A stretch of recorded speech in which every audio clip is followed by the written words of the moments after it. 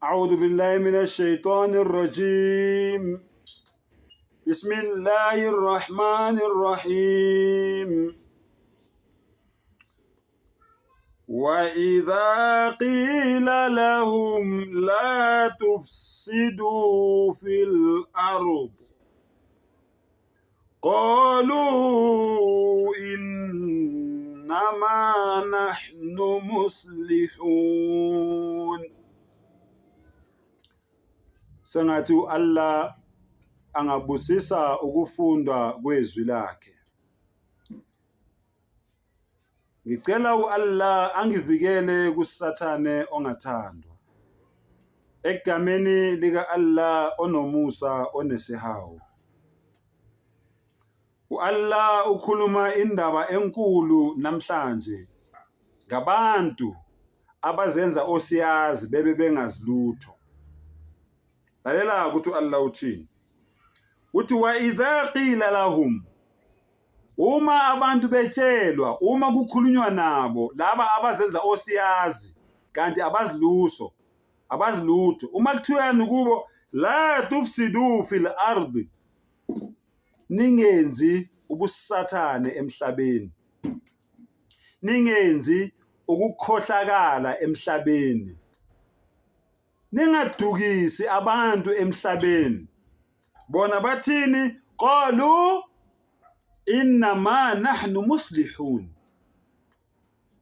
Bathi bona ingani thina siyalungisa, ingani thina sitshela abantu amaqiniso, ingani thina siholela abantu endleleni eqondile, bese beholela abantu kuphi? Ebumnyameni.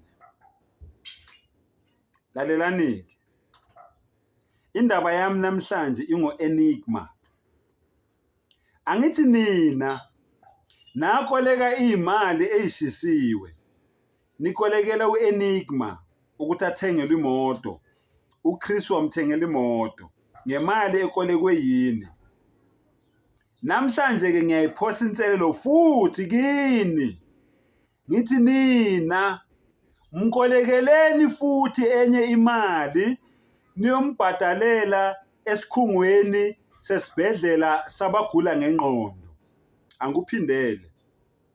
Ngithi mina kini, nina futhi mkolekeleni futhi uEnigma imali yokuthi ayobhadalelwa kuma specialist kochwepheshe ezikhungweni ezinesibhedlela zabagula ngengqondo, ngoba uEnigma manje usegula ngengqondo. Ngimtshelile ngathi uAllah uzobaveza one by one. uEnigma omunye wabo, womuntu osegula ngengqondo, ikhanda liphithene, ingqondo ilimele, umuntu ehamba manje kuEnigma. Lo msangano lo awukhulumayo ukuthi uJesu uyabuya ngoSeptember, umsangano leyo nto leyo into engekho.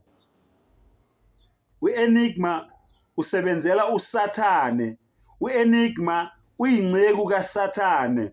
Uma engazazi ukuthi uyinceku kaSathane, uyisikhonzi kaSathane egameni likaJesu, phindani ke futhi nina nimkolekela imali yokuthi ayokhokhelwa ezikhungweni zabagula ngengqondo, ngoba manje umqondo wakhe awusasebenzi.